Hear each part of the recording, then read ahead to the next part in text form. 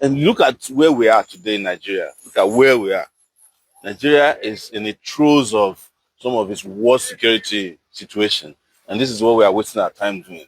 We have 35 Christians at the time that we have been accused of persecution of Christians in the bush, attacked by terrorists who were live streamed.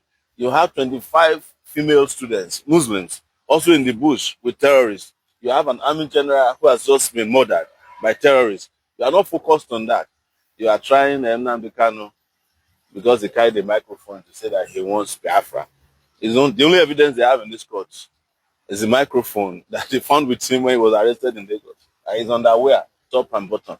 There is no evidence of a gun or an RPG. He was not found with police uniforms. Whereas in Katsina, someone killed an assistant commissioner of police, kept his uniform and wore the uniform to a peace conference, the so-called peace conference. And nothing is done about it. They bring their magazines and their AK-47s and their anti-aircraft guns to meetings. You can't do anything about them, but it's the guy who wears a nice Fendi and a microphone and says, we want justice. 10 years. You can't figure it out. Anytime the person opening the door to a civil court is a military man, that's no longer a civil trial. That one has become a court martial.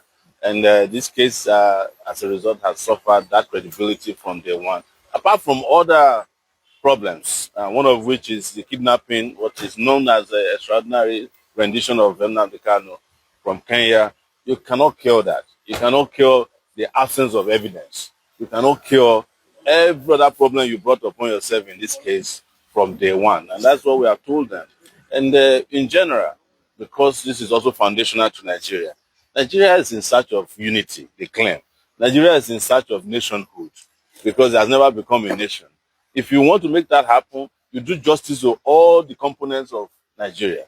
You don't discriminate against somebody because his name is somebody you don't like, or because his religion is what you can't stand, and then you expect the country to be united. That is not going to happen. So, in doing this, we're also encouraging them to have the national healing that can bring about national unity, since they love unity very much. But there can never be unity without justice. I don't advise government. They have over 2,000 advisors.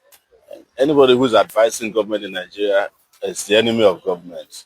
Government of Nigeria don't listen to advice. Otherwise, ChatGPT could have advised them that this case is not going anywhere.